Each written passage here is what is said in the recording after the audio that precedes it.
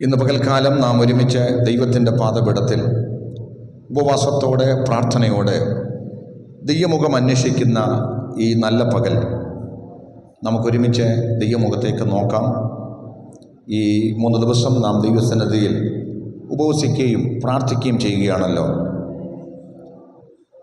ഈ പ്രാർത്ഥനകൾ നമുക്ക് വലിയ അനുഗ്രഹമാകട്ടെ.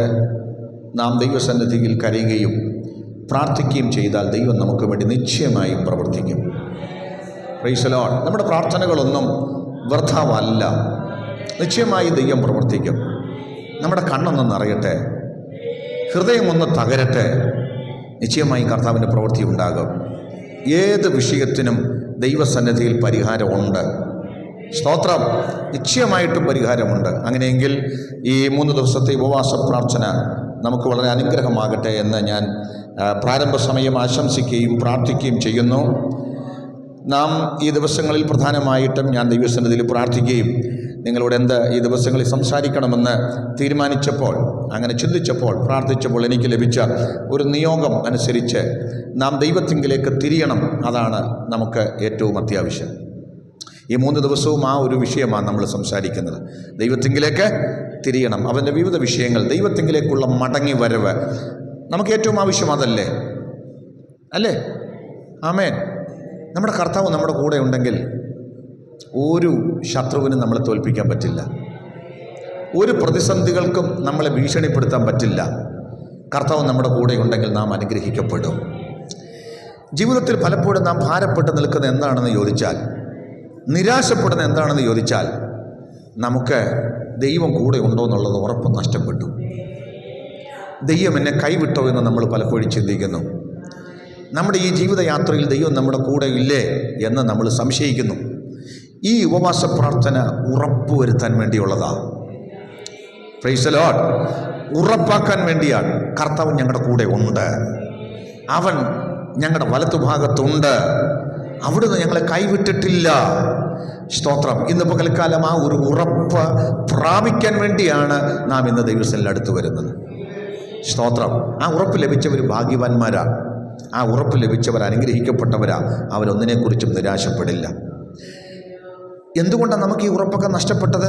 നിശ്ചയമായും അതിന് നമ്മുടെ ഭാഗത്ത് ഒരുപാട് തെറ്റുകളുണ്ട്. നമ്മുടെ ഭാഗത്താണ് അതിൻ്റെ കുഴപ്പം. ആണോ? ദൈവത്തിൻ്റെ ഭാഗത്ത് എന്തെങ്കിലും കുഴപ്പമുണ്ടോ? ഒന്നുമില്ല. ദൈവം അന്നും ഇന്നും സജീവമായി നിൽക്കുന്ന ദൈവമാണ്. അങ്ങനെയെങ്കിൽ നമ്മളാണ് ദൈവസന്നിധിയിൽ തിരിച്ചറിഞ്ഞ് ദൈവത്തിങ്കിലേക്ക് മടങ്ങി വരേണ്ടത്.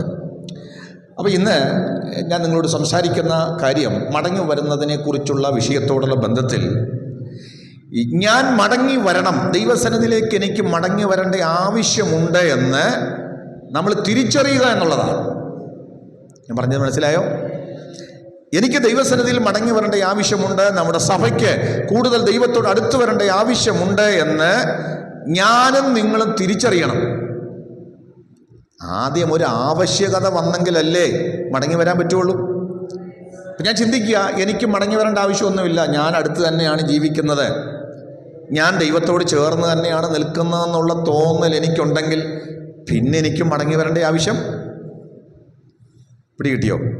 അപ്പം അതുകൊണ്ട് ഇന്ന് നമ്മൾ സംസാരിക്കാൻ പോകുന്നത്, കർത്താവിൻ്റെ അടുക്കലേക്ക് നമ്മൾ കുറച്ചുകൂടെ അടുക്കണം, കുറച്ചുകൂടെ നമുക്ക് ആത്മീയതയിലേക്ക് വരണം, കുറച്ചുകൂടെ എനിക്ക് പ്രാർത്ഥനയിൽ ദൈവത്തോട് അടുത്ത് വരണം, എൻ്റെ ആരാധനയുടെ അനുഭവത്തിൽ എനിക്ക് കുറച്ചുകൂടെ ശക്തിപ്പെടണം, കുറച്ചുകൂടെ ദൈവവചനത്തിൽ എനിക്ക് ക്ലോസ് ആകണം, അല്ലേ? ഈ ഒരു ആഗ്രഹം അകത്തുണ്ടാകുക എന്നുള്ളതാണ് പ്രധാനം. സ്തോത്രം.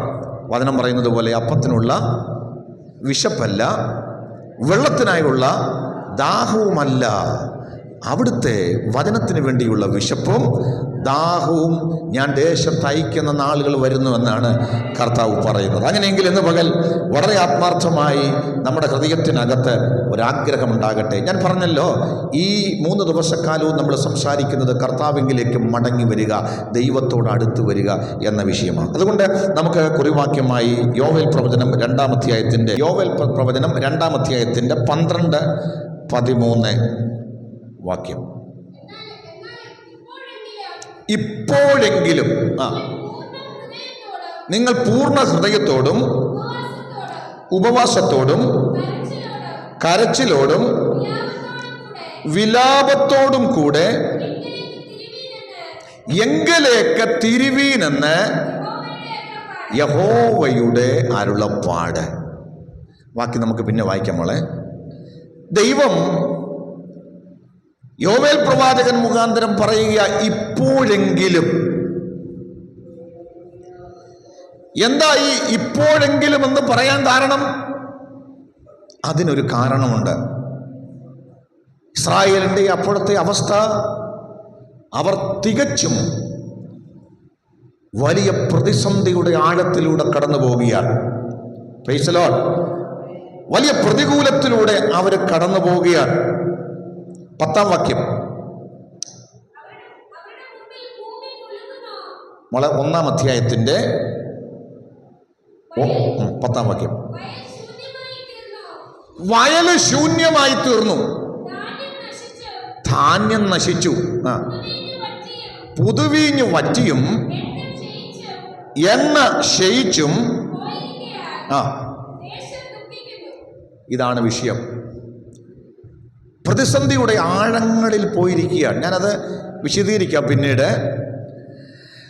അപ്പൊ ജീവിതത്തിൽ വലിയ ആത്മീക അധപ്പതനത്തിലൂടെ പോകുക. പക്ഷേ ഇങ്ങനെയൊക്കെ പോയിട്ടും പ്രവാചകൻ പറയുക, ഇപ്പോഴെങ്കിലും എന്ന് പറഞ്ഞാൽ ഇത്രയും വലിയ തകർച്ചയുടെ അനുഭവത്തിൽ വന്നിട്ടും നിങ്ങൾക്ക് ദൈവസന്നിധിയിലേക്ക് ഒന്ന് അടുത്തു വരാൻ വയ്യായോ എന്നാ ചോദ്യത്തിൻ്റെ അർത്ഥം. നിങ്ങൾക്ക് ഇപ്പോഴെങ്കിലും ഒന്ന് ഉപവാസത്തോടെ, കരച്ചിലോടെ, നിലവിളിയോടെ, വിലാപത്തോടെ ദൈവത്തിൻ്റെ അടുക്കിലേക്കൊന്ന് വന്നുകൂടായോ? സ്തോത്രം. പ്രവാചകൻ അങ്ങനെ വിലപിക്കണമെങ്കിൽ, അങ്ങനെ ഒരു ദൂത് അവരോട് പറയണമെങ്കിൽ, അവർ കടന്നു പോകുന്ന തകർച്ചയെക്കുറിച്ചുള്ള ബോധമില്ല. ശരിയല്ലേ? അവർ കടന്നു പോകുന്ന പ്രതിസന്ധിയെക്കുറിച്ച് അവർ ചിന്തിക്കുന്നില്ല. പ്രവാചകൻ പറയാതെ തന്നെ ഇവരങ്ങ് ഉപവസിക്കുകയും, ജീവിതത്തിൽ കഷ്ടത വന്നപ്പോൾ, പ്രതിസന്ധി വന്നപ്പോൾ, ആത്മീക അധപ്പതനം വന്നപ്പോൾ സ്വന്തമായിട്ട് ഇവരിങ്ങനെ ദൈവത്തോട് അടുത്തിരുന്നെങ്കിൽ ഈ പ്രവചനം പറയേണ്ട ആവശ്യമുണ്ടോ? ഉണ്ടോ? ഓർമ്മപ്പെടുത്തേണ്ട ആവശ്യമുണ്ടോ? പ്രവാചകൻ അവരെ നോക്കിയപ്പോ ജീവിതത്തിൽ ഇത്രയും തകർച്ച വന്നിട്ടും ജനത്തിന് ദൈവത്തോടടുക്കാൻ വയ്യ. Price the Lord. Price the Lord.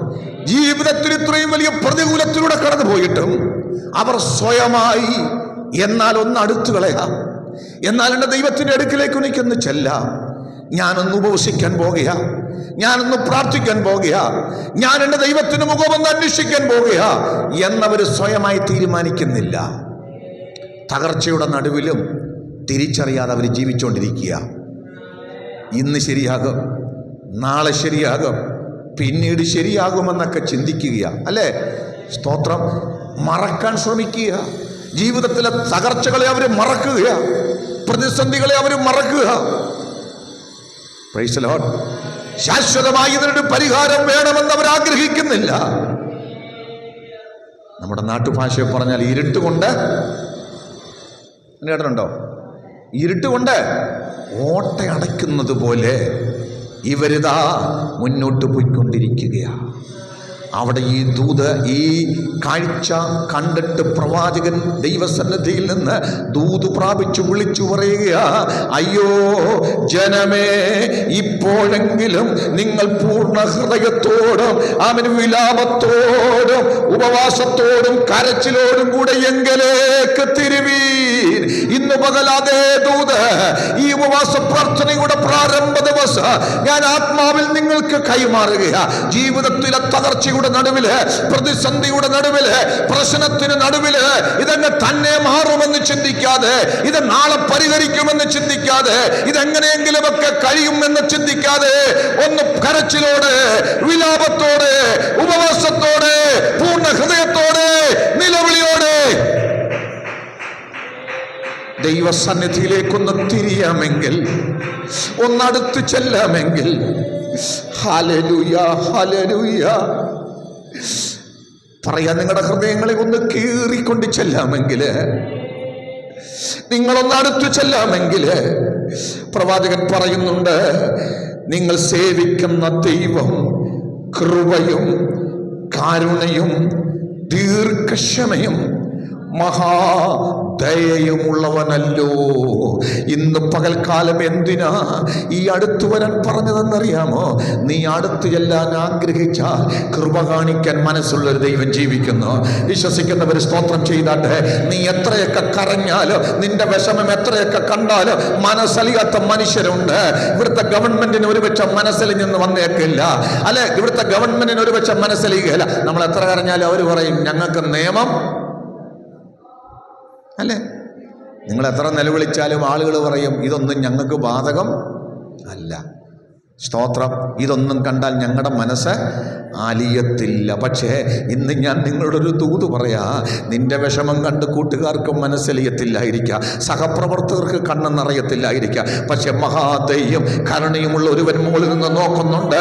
എൻ്റെ ജനം അവൻ ഹൃദയങ്ങളെ തങ്ങളെ തന്നെ സമർപ്പിച്ച് സമർപ്പണത്തോടെ ഒന്നടുത്ത് വരാമെങ്കിൽ അവൻ അവിടത്തേക്ക് മനസ്സലിയ. കാരണം അവിടുന്ന് കരുണയുള്ള ദൈവമാ, അവിടുന്ന് ദീർഘക്ഷമയുള്ള ദൈവമാ, മഹാദയുള്ള ദൈവമാ. ഇന്ന് പകൽ എത്ര പേര് വിശ്വസിക്കുന്നുണ്ട്? ഇന്ന് പകൽ ഈ ഉപവാസ പ്രാർത്ഥനയില് നിന്റെ കണ്ണൊന്ന് നിറയാമെങ്കിൽ, നിന്റെ ഹൃദയം ഒന്ന് ഉരുകാമെങ്കിൽ, നിന്റെ ഹൃദയത്തെ നീ ഒന്ന് കീറാമെങ്കിൽ, നീ ഒന്ന് അടുത്ത് ചെല്ലാമെങ്കിൽ, ഇന്ന് പകൽ ദയവുള്ള ദൈവത്തിന്, കരുണയുള്ള ദൈവത്തിന് നിന്റെ വിഷയത്തിന് മേൽ മനസ്സലിവുണ്ടാകും.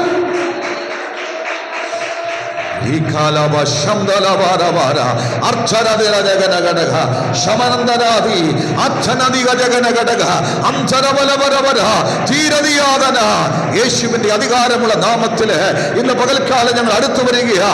ദയവുള്ള, കരുണയുള്ള, കൃപയുള്ള, മനസ്സലിവുള്ള ദൈവത്തിന്റെ അടുക്കിലേക്ക്, കണ്ണുനീർ കാണുമ്പോൾ മനസ്സലിയുന്ന ദൈവത്തിന്റെ അടുക്കിലേക്ക് യേശുവിന്റെ അധികാരമുള്ള നാമത്തില്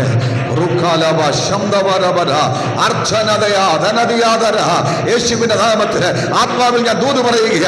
ചിലരോട് ദൈവം ഇന്ന് മനസ്സലിയുന്ന പകല, ചില കുടുംബത്തോട് ദൈവ കരുണ കാണിക്കുന്ന പകല, ചില വിഷയത്തോട് ഇന്ന് പകൽ ദയ കാണിക്കുന്ന ദൈവമാ. എത്ര പേരുടെ കണ്ണ് നിറയുന്നുണ്ട്? എത്ര പേരുടെ ഹൃദയം ഇന്ന് പകൽ ദൈവമാകെ മുറിക്കപ്പെടുന്നുണ്ട്? എത്ര പേര് ഇന്ന് പകൽ തകർച്ചയോടെ നിലവിളിക്കുന്നുണ്ട്?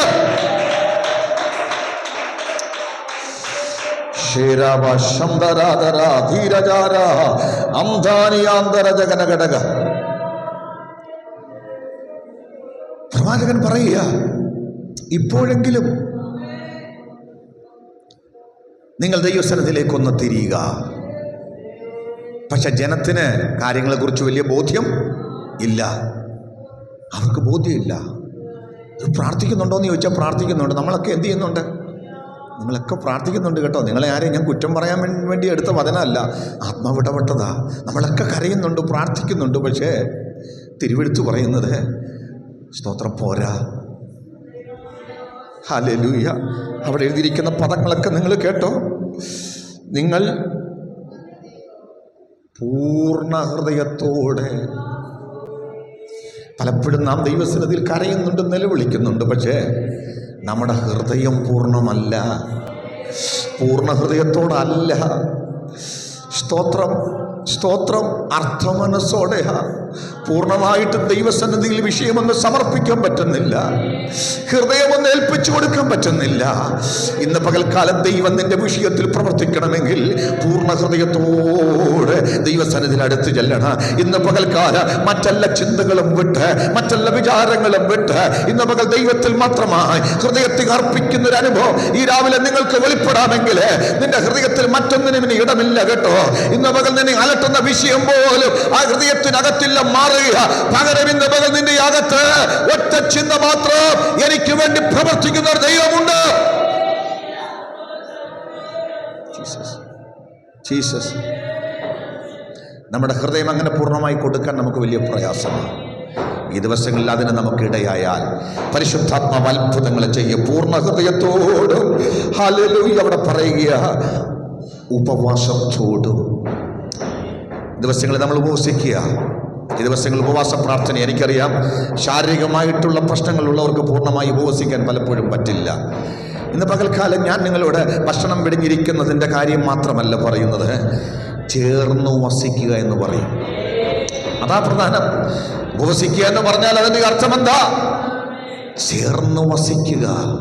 കേവലം 2 മണിക്കൂർ ഈ ആലയത്തിനകത്തിരിക്കുന്നതല്ല ചേർന്ന് വസിക്കൽ. ഈ ദിവസങ്ങളിൽ പ്രാർത്ഥിക്കുന്ന വിഷയം എന്തുമാകട്ടെ, അതിനൊരു വിടുതൽ ലഭിക്കുന്നത് വരെ ഈ ദിവസങ്ങളിൽ സ്തോത്രമല്ലാതെ, ദൈവത്തോടുള്ള ജാഗരണമല്ലാതെ, വചനത്തോടുള്ള വാസമല്ലാതെ, ആത്മീയ ചിന്തയല്ലാതെ, മറ്റൊന്നുമില്ലാതെ ആമേൻ സ്വതന്ത്രം ലഭിക്കുന്ന സമയമല്ല ദൈവസന്നിധിയിൽ പ്രാർത്ഥനയോടെ, വചനധ്യാനത്തോടെ, സ്തോത്രത്തോടെ, സ്തുതിയോടെ ചേർന്ന് വസിക്കുന്ന ചിന്തകളിലും വിചാരങ്ങളില്, അവൻ നിലവുകളില് ഒരേ ചിന്ത. അവൻ ഈ കർത്താവിനെ കുറിച്ച്, പ്രവർത്തിക്കുന്ന ദൈവത്തെ കുറിച്ച്. ഇന്ന് പകൽ അങ്ങനെയൊന്നും മാറ്റാമോ? ഇത് കഴിഞ്ഞിട്ട് വേറെ ബിസിനസിന് പോയാൽ, ഇത് കഴിഞ്ഞിട്ട് വേറെ കാര്യത്തിന് പോയാൽ അത് ഉപവാസമല്ല. നമുക്കതൊക്കെ അറിയാം. നമ്മൾ ഈ 2 മണിക്കൂർ നേരം അല്ലേ കഴിയും. അത് കഴിയുമ്പോൾ നമുക്ക് മറ്റു നിങ്ങൾ വീട്ടിലെ ജോലി ചെയ്യരുതെന്നോ കാര്യങ്ങളൊന്നും ചെയ്യരുതെന്നൊന്നും ഞാൻ പറയാറില്ല. ചെയ്യാം. എന്ത് ചെയ്താലും ഹൃദയത്തിനകത്ത് ഈ ഒരു ദൈവവിചാരം ഉണ്ടാകണം, കർത്താവിനെ കുറിച്ചുള്ള ചിന്തയുണ്ടാകണം. അതാ ഉപവാസത്തിൻ്റെ പൂർണ്ണത എന്ന് പറയുന്നത്. പൂർണ്ണ ഹൃദയത്തോടെ ആമേൻ സ്വത്രം ഉപവാസത്തോടെ തീർന്നില്ല. അവിടെ ഇരിക്കുക കരച്ചിലോടെ. ഇന്ന് പകൽക്കാലം വിഷയത്തിന് മറുപടി വേണോ എൻ്റെ പ്രിയപ്പെട്ടവരെ? കണ്ണൊന്നും നിറയണം കേട്ടോ, കരച്ചിലൊന്നുണ്ടാകണം, ആമന് ഹൃദയമൊന്നും ഉണ്ടയണം. ഇന്ന് പകൽ കണ്ണൊന്നും നിറയട്ടെ. ഇന്ന് പകൽ ലജ്ജയില്ലാതെ കരയുന്നവർക്ക് വേണ്ടി പ്രവർത്തിക്കുന്നവനാ എൻ്റെ ദൈവ. ഇന്ന് പകൽക്കാല കരച്ചിലിന് മുമ്പിൽ കണ്ണുനീര് കാണുമ്പോൾ മനസ്സലിയുന്ന ദൈവം ജീവിക്കുന്നുവെന്ന് ഇന്ന് രാവിലെ വിശ്വസിക്കുന്നെങ്കിൽ, ഇന്ന് രാവിലെ ആരൊക്കെ കണ്ടാല്, ആരൊക്കെ കളിയാക്കിയാല്, ആരൊക്കെ എന്നാ പറഞ്ഞാല്, വ്യർത്ഥമായി വിളിച്ചു പറഞ്ഞതുപോലെ ദാവീദ് പുത്ര എന്നോട് കരുണ തോന്നണമേ, എന്നോട് കരുണ തോന്നണമേ. പലരും അവനെ ശാസിച്ചു കേട്ടോ, പലരും അവനോട് നിൽക്കാൻ പറഞ്ഞു, നീ ഒന്നും മിണ്ടരുതെന്ന് പറഞ്ഞു. പക്ഷേ ഭർത്തിമായിക്ക് നിർത്താൻ പറ്റത്തില്ല. കാരണം എന്താ? അവൻ കാഴ്ചയില്ല, അവന് കാഴ്ച കിട്ടണം. അതിനവൻ വിളിക്കുകയാ, ദാവീദ് പുത്ര എന്നോട് കരുണയുണ്ടാകണമേ. ഇന്ന് പകൽക്കാല സഭയ്ക്കകത്ത് ചുറ്റുമിരിക്കുന്നവർ, അടുത്തിരിക്കുന്നവർ കരഞ്ഞില്ലെങ്കിലും, അടുത്തിരിക്കുന്നവർ നിലവിളിച്ചില്ലെങ്കിലും, കരയുവാൻ നിനക്ക് ആത്മാവിൽ താല്പര്യമുണ്ടെങ്കിൽ, നിന്റെ കണ്ണ് നിറഞ്ഞാൽ ഇന്ന്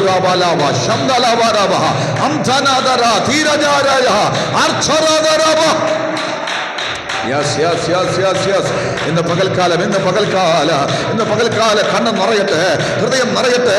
ഇന്ന് പകൽ ഹൃദയം നിറയട്ടെ, കണ്ണ് നിറയട്ടെ. ഇന്ന് പകൽ നിന്റെ ഭാരമോർത്ത് നിലവിളിച്ചാട്ടെ. കരയുന്നവർക്ക് വേണ്ടി പ്രവർത്തിക്കുന്ന ദൈവമാ. മോർദെഖായി പട്ടണത്തിന് നടുവിൽ ചെന്ന് കൈപ്പോടെ കരഞ്ഞു. അവനെ തകർത്ത് കളയുവാൻ വെല്ലുവിളിച്ചുകൊണ്ട് ഒരു ഹാമാൻ നിൽക്കുമ്പോ അവന് സ്വസ്ഥതയോടെ വീടിനകത്ത് ഇരിക്കാൻ പറ്റുകയില്ല, സമാധാനത്തോടെ ഇരിക്കാൻ പറ്റുകയില്ല. ആ വംശത്തെ മുഴുവൻ നശിപ്പിക്കുവാൻ വെല്ലുവിളിച്ചുകൊണ്ട് ഒരു ഹാമാൻ നിൽക്കുമ്പോൾ മോർദെഖായി എങ്ങനെ കിടന്നിറങ്ങും? ഇല്ല, അവൻ പട്ടണത്തിന് വെളിയിൽ പോയി കൈപ്പോടെ കരഞ്ഞു. കരയുന്നവനെ കാണുന്ന ദൈവ, കരയുന്നവനെ മാനിക്കുന്ന ദൈവ, കണ്ണുനീര് തുടയ്ക്കുന്ന ദൈവം. യെസ്. ഇന്ന് പകൽ ഞങ്ങൾ ആത്മാവിൽ, ഇത് ഉപവാസ പ്രാർത്ഥനയാണല്ലോ, ആത്മാവിൽ ജയമെടുത്താട്ടെ, ആത്മാവിൽ സ്തോത്രം ചെയ്ത് ജയമെടുത്താട്ടെ.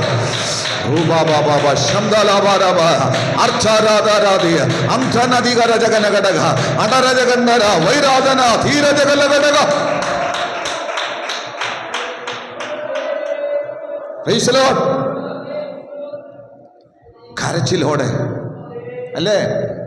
ലാസറിന്റെ കല്ലറയ്ക്കൽ കർത്താവ് പോയി നിൽക്കുമ്പോൾ അവിടെ വലിയ കരച്ചിലുണ്ടായി. സ്തോത്രം. മറിയ കരയുന്നു, മാർത്ത കരയുന്നു, യഹൂദന്മാർ കരയുന്നു. ഞാൻ പറഞ്ഞില്ലേ, നമ്മുടെ കണ്ണുനീര് കാണുമ്പോൾ മനസ്സറിയുന്നൊരു ദൈവമാണ്, മഹാദയാലു. അവർ കരയുന്നത് കണ്ടപ്പോൾ പുസ്തകം പറയുന്നത് യേശു കണ്ണുനീർ വാർത്തു. ഇന്ന് പകൽ നിന്റെ കണ്ണുനീര് കാണുമ്പോൾ, നിന്റെ വേദന കാണുമ്പോൾ, ആളുകൾക്ക് ദുഃഖമില്ലെങ്കിലും അപ്പന് ദുഃഖമുണ്ട് കേട്ടോ.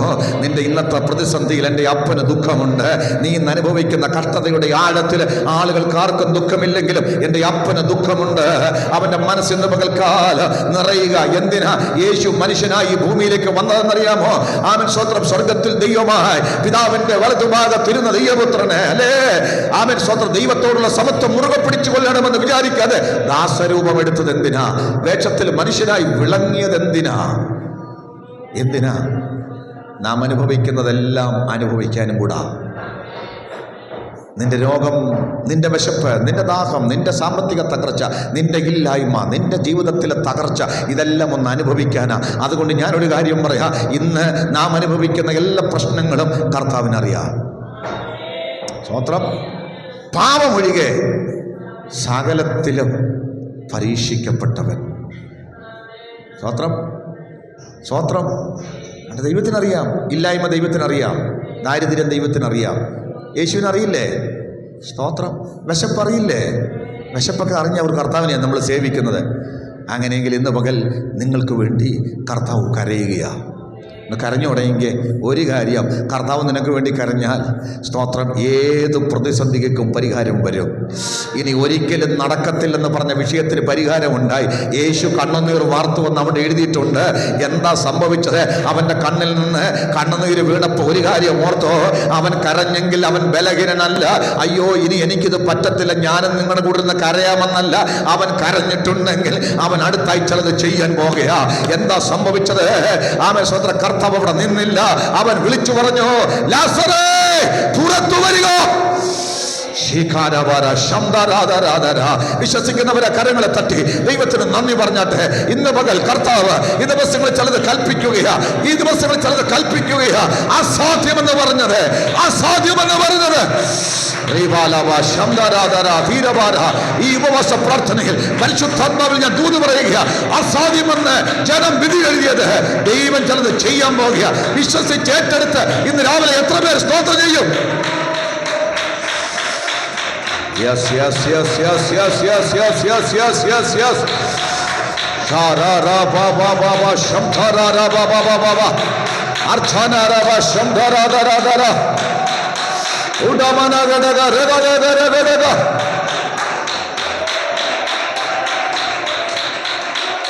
Hira ba ra ba ra ba ra. കർത്താവ് അത്ഭുതങ്ങളെ ചെയ്യട്ടെ, അത്ഭുതങ്ങളെ ചെയ്യട്ടെ. കർത്താവിന്റെ വീര്യപ്രവൃത്തി ചെയ്യട്ടെ. എനിക്കും നിനക്കും വേണ്ടി ഇന്ന് രാവിലെ അതിശയത്തിന്റെ വഴികൾ ആത്മാവ് തുറക്കട്ടെ. നിന്റെ കണ്ണുനീരിന്റെ മുമ്പിൽ അവൻ ദൈവം ചിലത് ചെയ്യാൻ പോകുക. Hallelujah, hallelujah, hallelujah. സ്തോത്രം. അതുകൊണ്ട് നാം ദൈവത്തെ അന്വേഷിക്കാനുള്ള സമയമായി. യെശയ്യാപ്രവചനം 55-ാം അധ്യായത്തിന്റെ 6-7 വാക്യങ്ങൾ എല്ലാവർക്കും അറിയാം. യഹോവയെ കണ്ടെത്താകുന്ന സമയത്ത് അവനെ അന്വേഷിക്കണം. അവൻ അടുത്തിരിക്കുമ്പോൾ അവനെ വിളിച്ചപേക്ഷിക്കണം. സ്തോത്രം, സ്തോത്രം. ഇത് അന്വേഷിക്കേണ്ട സമയമാണ്. ഈ ബോധ്യം ഉണ്ടാകണം. ഇന്നത്തെ നമ്മുടെ പ്രധാനപ്പെട്ട വിഷയം ഈ ബോധ്യം ഉണ്ടാകണം. നമ്മുടെ ദൈവം പ്രവർത്തിക്കുമെന്നും ദൈവത്തിന് ഇതൊന്നും അസാധ്യമല്ലെന്നും. സ്തോത്രം. എൻ്റെ ദൈവം ഇന്ന് വന്നാൽ, അവനൊന്ന് ഇറങ്ങിയാൽ, അവനൊന്ന് പ്രവർത്തിച്ചാൽ അവൻ ഈ പ്രശ്നത്തിനെല്ലാം പരിഹാരമുണ്ടാകുമെന്ന്, അതിനെനിക്ക് ദൈവം എൻ്റെ കൂടെ വേണമെന്ന്, ഞാൻ ദൈവത്തിൻ്റെ അടുക്കലേക്ക് ചെല്ലണമെന്ന്, എൻ്റെ ആത്മജീവിതത്തിന് വ്യത്യാസമുണ്ടാകണമെന്ന്, എനിക്ക് കുറച്ചുകൂടെ അടുക്കണമെന്ന്, എനിക്കൊരു വിശ്വാസത്തിൻ്റെ ആഴം വേണമെന്ന് നമ്മൾ അംഗീകരിക്കണം. സ്തോത്രം, സ്തോത്രം. അതാ അടിസ്ഥാനപരമായി പ്രശ്നം. പക്ഷേ ആളുകളുടെ പ്രോബ്ലം എന്തറിയോ? ലവോദിക്കയിലെ സഭയുടെ കൂട്ടം എന്താ? വെളിപ്പാട് പുസ്തകം 3-ാം അധ്യായത്തിന്റെ 17-ാം വാക്യം വായിച്ചപ്പോൾ, ഞാൻ ധനവാനാണ്,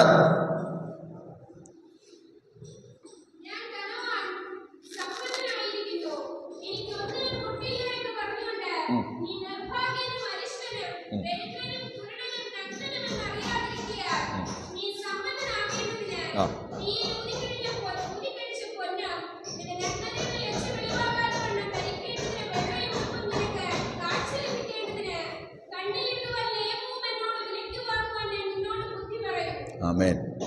അത് ഞാൻ വിശദീകരിച്ച് പ്രസംഗിക്കുന്നില്ല, മറ്റൊരു പ്രസംഗമായി പോകും. എന്താ സഭയുടെ പ്രശ്നം? ദരിദ്രനാണെന്ന് അറിയുന്നില്ല. സ്തോത്രം. കാഴ്ചപ്പാട് നഷ്ടപ്പെട്ടെന്ന് അറിയുന്നില്ല, അല്ലേ? പകരം അവര് ഒരു പൊത്തുപൊരുത്തൊരാത്മീകതയിൽ പോവുക, ശീതോഷ്ണാവസ്ഥയിൽ പോവുക. ഇങ്ങനെയൊക്കെ പോയാലും മതിയെന്ന് ചിന്തിക്കുകയാണ്. എന്നാൽ ഇന്ന് പകൽ ആത്മികൻ തിരിച്ചറിയണം, എൻ്റെ അവസ്ഥ ദയനീയമാണ്. എൻ്റെ അവസ്ഥ ശീതോഷ്ണാവസ്ഥയാ. ഞാൻ ഇങ്ങനെ പോയാൽ ദൈവം പ്രവർത്തിക്കത്തില്ല. എനിക്കെൻ്റെ ദൈവത്തെ കൂടിയേ തീരൂ. ഞാൻ പറഞ്ഞല്ലോ, നമുക്ക് ഈ ബോധ്യം ഇന്ന് രാവിലെ ഉണ്ടായാൽ മതി. ഞാൻ നേരത്തെ പറഞ്ഞ അനുഗ്രഹം എല്ലാം നടക്കും. നമ്മളെ ഇതിന് സമ്മതിക്കാം. അതായത് നമ്മളെ ഇതിനെ സമ്മതിപ്പിക്കാത്ത എന്താണെന്ന് നിങ്ങൾക്കറിയാവും? നമുക്കൊരു ഹൃദയമുണ്ട്. നമുക്കെല്ലാവർക്കും ഉണ്ടോ? ഒരു ഹൃദയമുണ്ട്. ആ ഹൃദയം ഭയങ്കര പണി തരുന്ന ഹൃദയമാണ്. തിരുവഴുത്തിൽ തന്നെ ഹൃദയത്തെക്കുറിച്ച് പറഞ്ഞത് ഹൃദയം എല്ലാറ്റിനേക്കാളും കപടവും. ഇരമ്യാവ് 17:9 വായിച്ച മോളെ.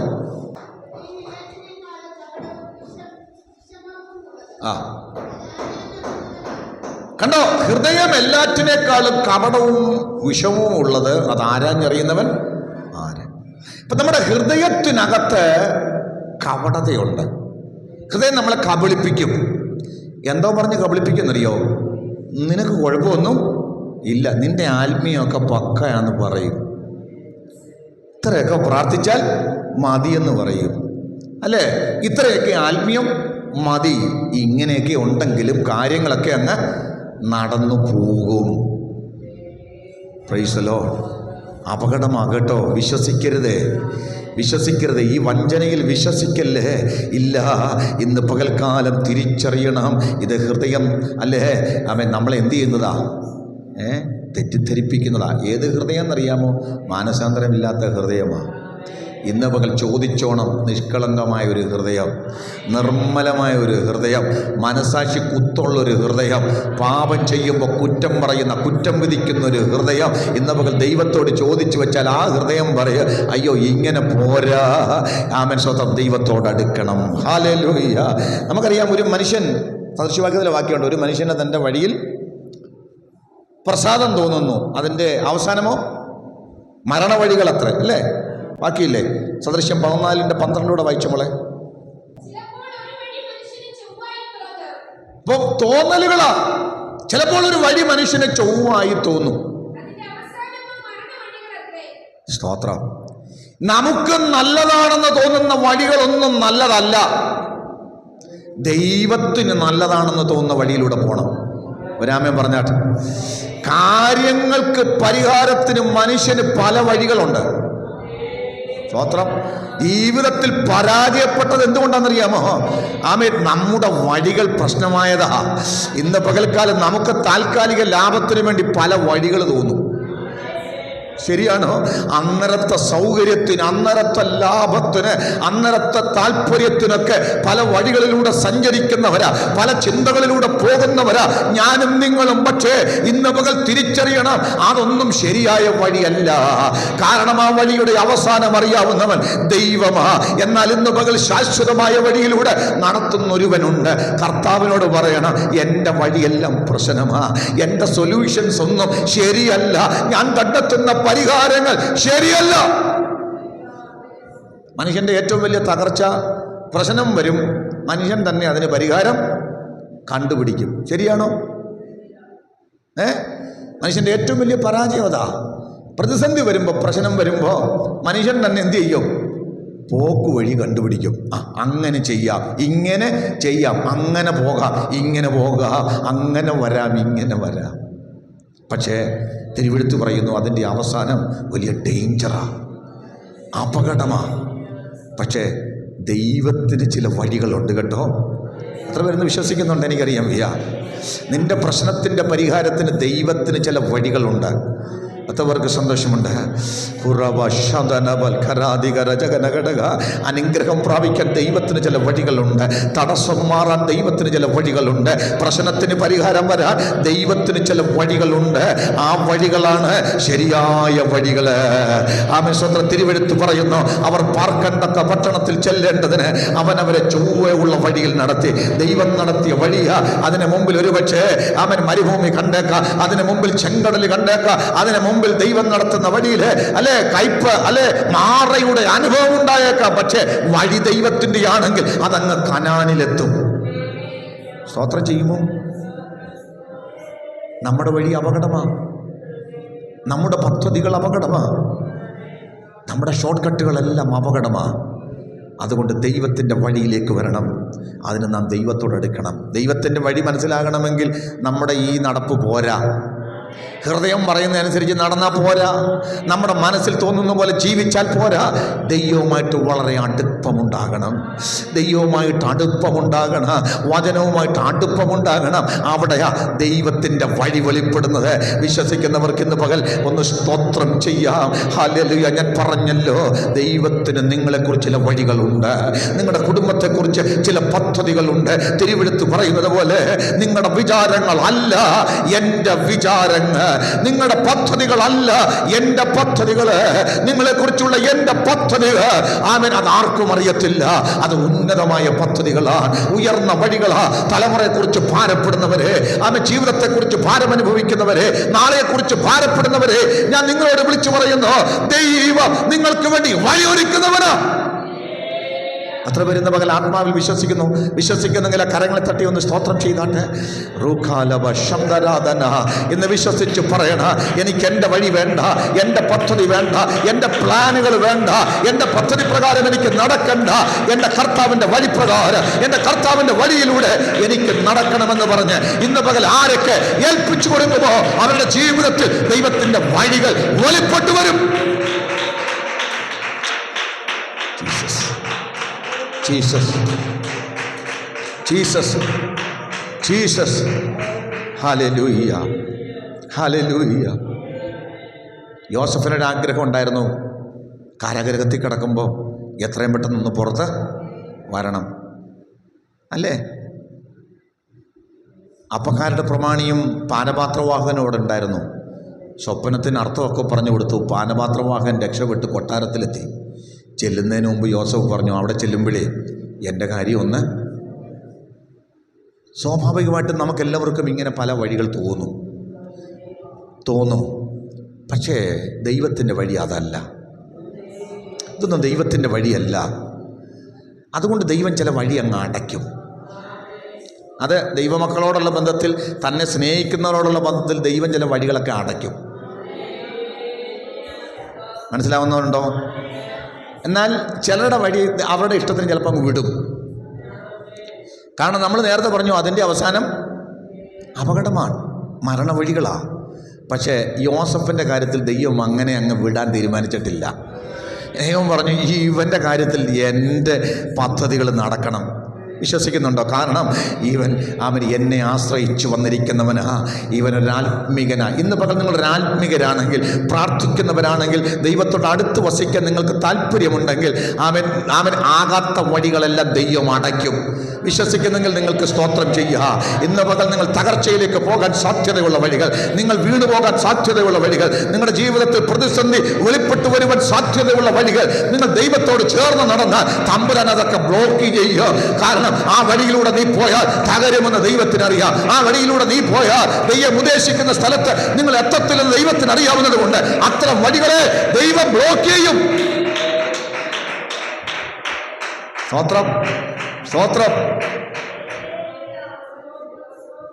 പാനപാത്രവാഹകൻ മറന്നുപോയി, അല്ലേ? മറന്നതാ. നമ്മൾ ആലോചിക്കാറുണ്ട്, ദൈവമേ ഈ പ്രതിസന്ധി വന്നപ്പോൾ പലരും എന്നെ അങ്ങ് സ്തോത്രം സഹായിച്ചവരും സ്നേഹിച്ചവരും കൂടെ നിന്നവരും ചേർത്ത് നിർത്തിയവരും ചേർന്ന് നിന്നവരുമൊക്കെ മറന്നു. Price the Lord. ജീവിതത്തിൽ വലിയ ഭാരം അനുഭവിക്കുന്ന സമയമാണ്. പക്ഷെ ഞാൻ നിങ്ങളോട് പറയാം, ഈ മറന്നതൊക്കെ അനുഗ്രഹമാണ്. വിശ്വസിക്കുന്നെങ്കിൽ സ്തോത്രം ചെയ്താട്ടെ. ഈ മറന്നതൊക്കെ നല്ലതാ. പക്ഷെ ദൈവത്തിൻ്റെ സമയം 2 വർഷം കൂടെ കഴിഞ്ഞപ്പോഴാണ് വെളിപ്പെട്ടത്. സ്തോത്രം. പാനപാത്രവാഹകൻ്റെ സ്വപ്നം വ്യാഖ്യാനിച്ചല്ല അവൻ യോസഫ് മിസ്രൈമിലെ മന്ത്രിയായത്. പകരം രാജ്യം ഭരിക്കുന്ന ഫറവോൻ്റെ സ്വപ്നത്തിന് വ്യാഖ്യാനം നൽകി. വിശ്വസിക്കുന്നവർ സ്തോത്രം ചെയ്തിട്ട് ദൈവത്തിൻ്റെ വഴികൾ ഉന്നതമാണ്. ഇന്ന് ഈ വചനം കേൾക്കുന്ന സകലരോട് ഞാൻ പറയട്ടെ, ഈ ദൂത് നിങ്ങൾ ഏറ്റെടുക്കുക. നിങ്ങളെക്കുറിച്ചുള്ള പദ്ധതികൾ ഉന്നതമാണ്. നിങ്ങളുടെ തലമുറയെക്കുറിച്ച് ഉന്നതമായ വഴികളുണ്ട്. എന്താ ഇപ്പോൾ താൽക്കാലിക തടസ്സം? നിൻ്റെ വഴിയിലൂടെ നീ ഓടുന്നത് കൊണ്ടാണ്. ചിലത് ദൈവം അടച്ചു വച്ചിരിക്കുക. എന്നാൽ ഈ ദിവസങ്ങളിൽ ദൈവത്തിന് ചില പദ്ധതികൾ വെളിപ്പെടാൻ പോകുക. ദൈവത്തിലെ വഴികൾ തുറന്നു വരാൻ പോകുക. നീ ഒന്ന് ക്ലോസ് ആയിക്കേ. ദൈവത്തോടൊന്ന് ചേർന്ന് നിന്ന് ഇപ്പോഴെങ്കിലും കരച്ചിലോടെ, വിലാപത്തോടെ, ഉപവാസത്തോടെ, പ്രാർത്ഥനയോടെ ദൈവസഭയോട് ദൈവമുഖം ഒന്ന് അന്വേഷിച്ച് ദൈവത്തിന്റെ വഴികൾ തുറന്നു വരട്ടെ, ദൈവത്തിന്റെ പദ്ധതികൾ തുറന്നു വരട്ടെ, ദൈവത്തിന്റെ ചില കാര്യപരിപാടികൾ നിനക്ക് വേണ്ടി, നിന്റെ കുടുംബത്തിന് വേണ്ടി, നിന്റെ തലമുറയ്ക്ക് വേണ്ടി വെളിപ്പെട്ടു വരുന്ന ദിവസങ്ങളാണ് ഈ ദിവസങ്ങളെന്ന് വിശ്വസിക്കുന്നവര് സ്തോത്രം ചെയ്ത് ആരാധിച്ചാണ്. സ്തോത്രം. അപ്പൊ ഈ വലിയ ബോധ്യത്തിൽ വേണം ഞാനും നിങ്ങളും ജീവിക്കാൻ. നമ്മൾ അറിയണം, നമ്മുടെ പദ്ധതിയല്ല ദൈവത്തിൻ്റെ പദ്ധതി. നമ്മുടെ മനസ്സ് പറയുന്ന പോലെ ഒന്നും അല്ല കാര്യങ്ങൾ, നമ്മുടെ ഹൃദയം പറയുന്നത് പോലെ അല്ല കാര്യങ്ങൾ. ഹല്ലേലൂയ. അതുകൊണ്ട് നമ്മൾ തെറ്റിദ്ധരിച്ച് ജീവിക്കരുത്. മടങ്ങി വരേണ്ട സമയത്ത് എന്ത് ചെയ്യണം?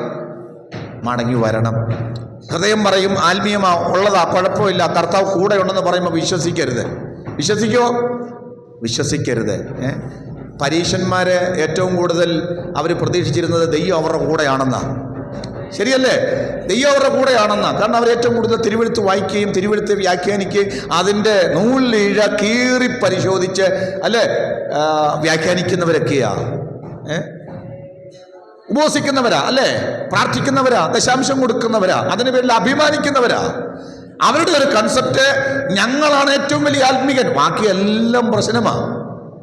പക്ഷേ സ്വർഗത്തിലെ നമ്മുടെ കർത്താവ്, യേശു കർത്താവ് അവരെ വിളിച്ചത് വെള്ള തേച്ച ശവക്കല്ലറുകളെ എന്നാ. അതുവർക്ക് മനസ്സിലായി. പരീശന്മാരുടെ ഹൃദയം പറയുന്നത് കേട്ട് വിശ്വസിച്ചു, അവരുടെ മതപരമായ ചടങ്ങിൽ വിശ്വസിച്ചു, ഇങ്ങനെയൊക്കെ ചെയ്താൽ മതി എന്ന് ചിന്തിച്ചു, ഇത്രയും ആത്മീയം മതി എന്ന് ചിന്തിച്ചു, മനസ്സ് പുതുക്കി രൂപാന്തരപ്പെട്ടില്ല. അതുകൊണ്ട് ഇന്ന് പകൽ ഈ ദൂത പ്രാരംഭ സമയം ഈ ആത്മീയം പോരാ,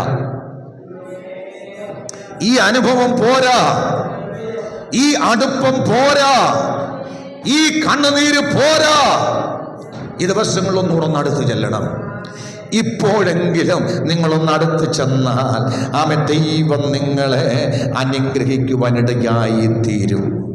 ഞാൻ വേഗം പറഞ്ഞ് ആ ഭാഗം അവസാനിപ്പിക്കാം. നമ്മളെയൊക്കെ ഈ പിശാച് തളച്ചിട്ടിരിക്കുന്ന ഒരു കാര്യം, അല്ലെങ്കിൽ നമ്മുടെ വിചാരങ്ങളിൽ നമ്മൾ തളർന്നു പോകുന്നത്, നമ്മൾ ആരാധിക്കുകയും പ്രാർത്ഥിക്കുകയൊക്കെ ചെയ്യുന്നുണ്ട്, അത് പോരെ എന്ന് ചിന്തിക്കുന്നുണ്ട് അല്ലേ?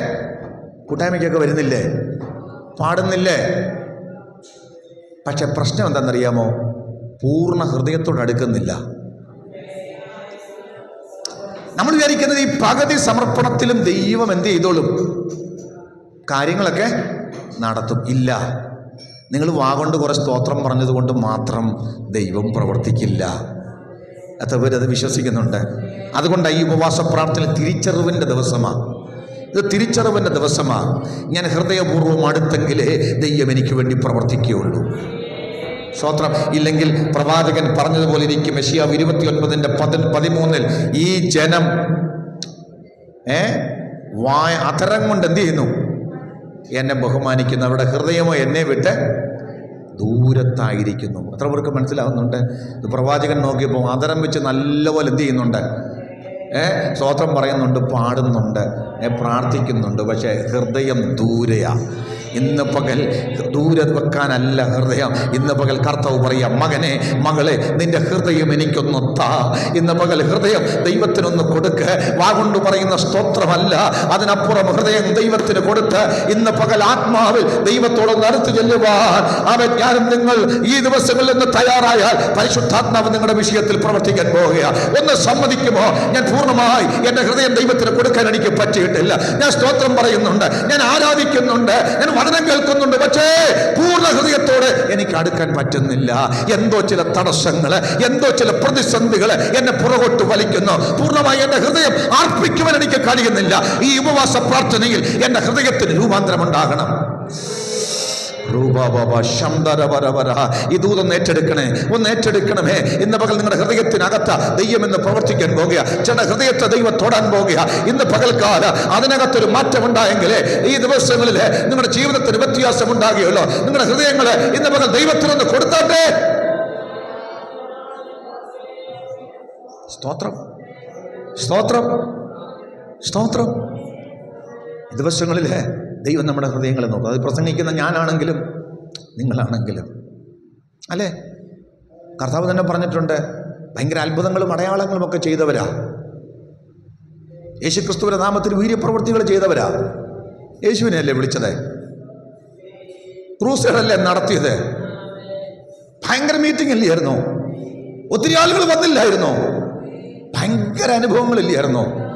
പക്ഷെ കർത്താവ് പറയാ, ഞാൻ നിങ്ങളെ അല്ലേ. മത്തായി 7:22 ബാക്കിയൊന്ന് വായിച്ചു വിട്ടേനെ കേട്ടോ, നമ്മളോട് ഒന്ന് അറിയാൻ വേണ്ടിയാ.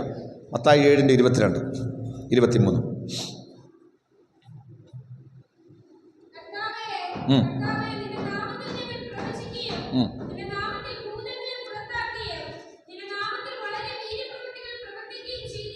നോക്കണേ, നമ്മുടെ ഒരു ആത്മീയം വെച്ച് നോക്കിയാൽ അതിന് മേളിലാണ് അവർ ചെയ്തേക്കുന്നത്. കർത്താവേ, ഞങ്ങൾ നിന്റെ നാമത്തിൽ ഭൂതങ്ങളെ പുറത്താക്കിയ പാർട്ടികളാ.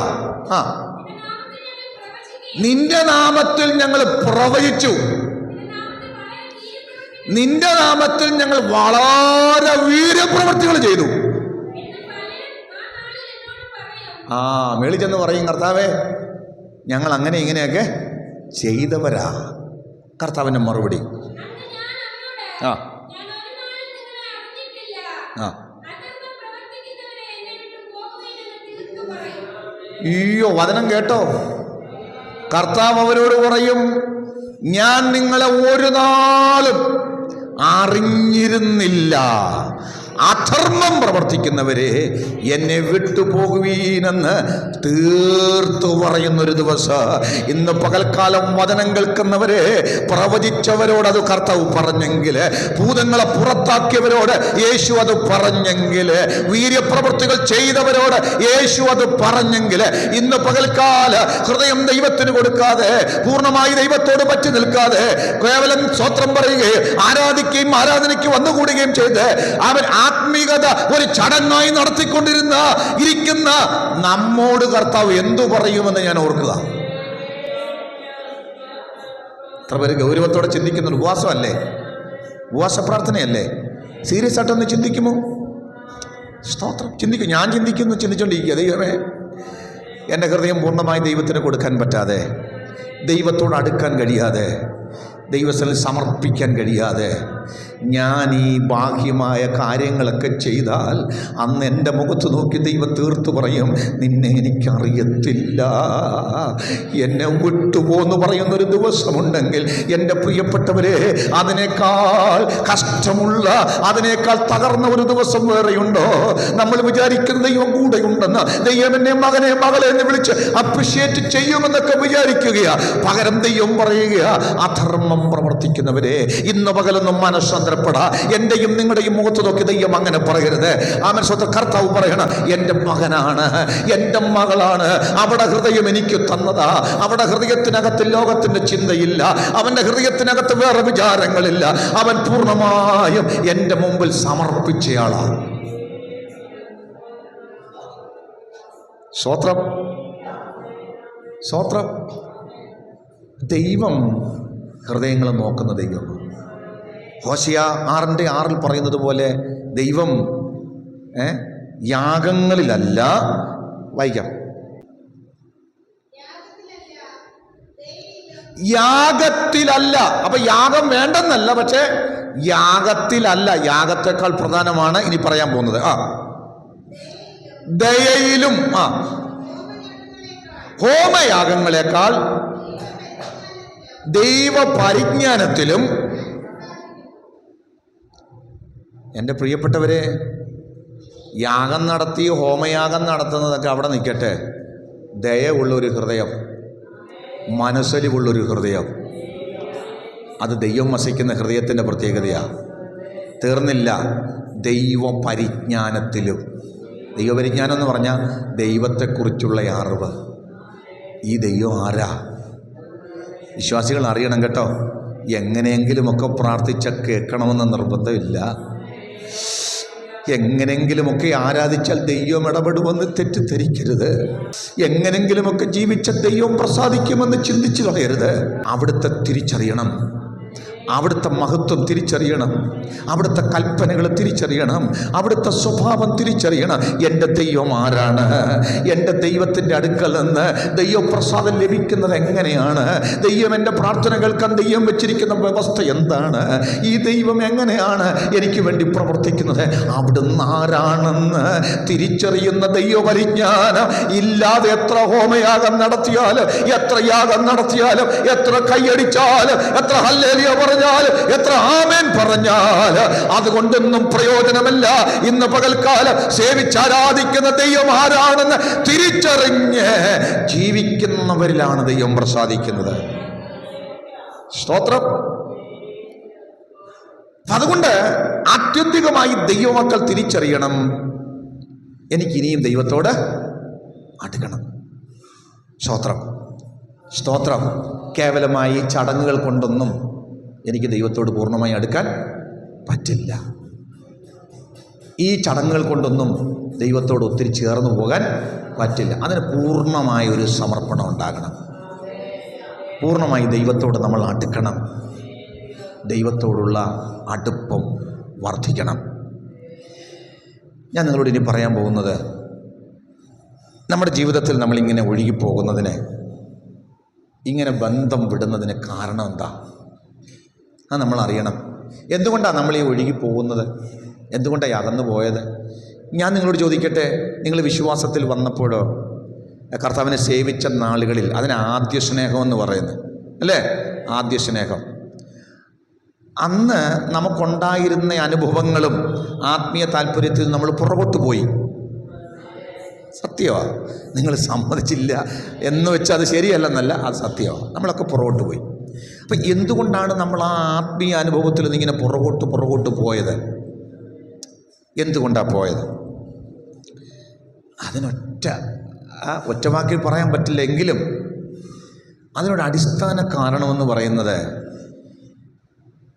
നാമും ദൈവവും തമ്മിലുള്ള ആഴമായ ബന്ധം കുറഞ്ഞു പോകാനൊരു കാരണം, പ്രധാന കാരണം നമ്മൾ വചനത്തിൽ നിന്ന് മാറിപ്പോയതാണ്. നമ്മൾ വചനത്തിൽ നിന്ന് എന്ത് ചെയ്തു?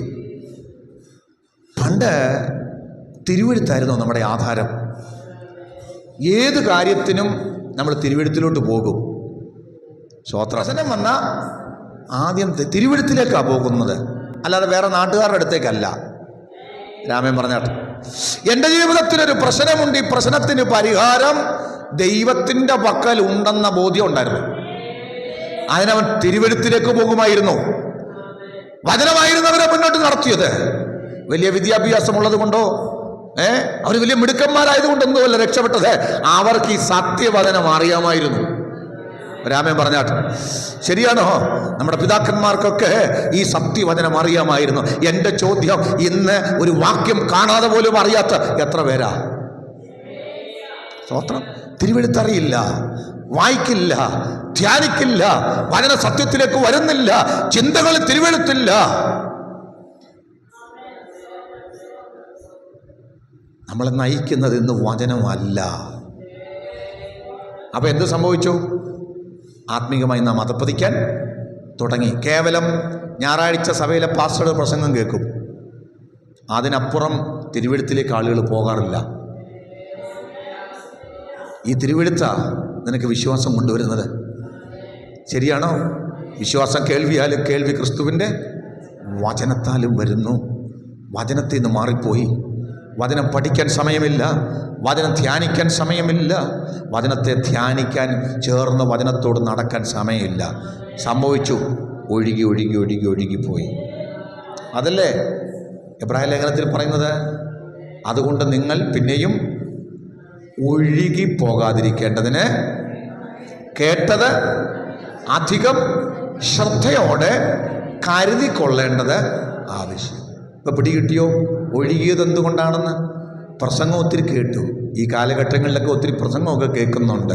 ഇപ്പോൾ പണ്ടത്തെ പോലല്ല, വീട്ടിലിരുന്നും കേൾക്കാം, ടി വി തുറന്നാൽ ടി വിയിലും കേൾക്കാം, അല്ലേ? പക്ഷെ കേൾക്കുന്നുണ്ട്, കരുതലില്ല. രാമൻ പറഞ്ഞാട്ട് കേൾക്കുന്നുണ്ട്, കേട്ടത് അധികം ശ്രദ്ധയോടെ കരുതലില്ല. കേൾക്കുന്നു, ഇതുവഴി പോകുന്നു. എന്ത് സംഭവിച്ചു? ആത്മികമായി നാം പരാജയപ്പെടാൻ തുടങ്ങി. നമ്മുടെ ആത്മജീവിതം മന്ദഗതിയിലാകാൻ തുടങ്ങി. ആമേൻ, സ്തോത്രം. സങ്കീർത്തനം 119:5 പറയുന്നത് പോലെ നിന്റെ വചനം എൻ്റെ കാലിന് ദീപവും പാതയ്ക്ക് പ്രകാശമായി. ഈ ഉപവാസ പ്രാർത്ഥനയിൽ പരിശുദ്ധാത്മാവിൽ ഞാൻ നിങ്ങളോട് തൂത് പറയുന്നു. നിങ്ങളുടെ ആത്മിക ജീവിതത്തിൻ്റെ അധപതനത്തിന് കാരണം വചനത്തിൽ നിന്നുള്ള പിന്മാറ്റമാണെങ്കിൽ ഈ ദിവസങ്ങൾ വചനത്തെ ചേർത്ത് നിർത്തി വചനത്തോട് ചേർന്ന് നടക്കാൻ, വചനം ധ്യാനിക്കാൻ, വചനം വായിക്കാൻ, വചനം പഠിക്കാൻ, വചനത്തോട് ചേർന്ന് ജീവിക്കാൻ, വചനം ചിന്തിക്കാൻ ഈ ദിവസങ്ങളിൽ തയ്യാറായാൽ നിങ്ങളുടെ വിശ്വാസം വർദ്ധിക്കും. നിങ്ങൾ ആത്മീകമായി ദൈവത്തോട് കൂടുതൽ അടുക്കും. സ്തോത്രം. എന്താ പരാജയത്തിന്റെ കാരണം? നമ്മൾ ഈ പാസ്റ്റിൽ ജീവിക്കുന്നവരാ. എന്താണ് പാസ്റ്റിൽ ജീവിക്കുക എന്ന് പറയും? എന്ന് പറഞ്ഞാൽ എന്തർത്ഥം? പഴയ അനുഭവത്തിലാണ് ജീവിക്കുന്നത്. പണ്ടുണ്ടായിരുന്നല്ലോ, പണ്ട് പ്രാപിച്ചായിരുന്നല്ലോ, അതിപ്പോഴും ഉണ്ടായിരിക്കും എന്ന ധാരണ. അത് ഞാൻ ആദ്യം ഈ വിഷയങ്ങൾ പറഞ്ഞു കഴിഞ്ഞു. ഇന്നും മാറ്റിക്കോണം. പണ്ടത്തെ അവിടെ കഴിഞ്ഞു. ഒരാമൻ പറഞ്ഞാട്ടെ. പണ്ടത്തത് പാടിക്കൊണ്ട് നടന്നാൽ അതാ പരാജയം. അത് പാടാനേ ഉള്ളൂ. ഇന്ന് വല്ലതും അല്ലേ?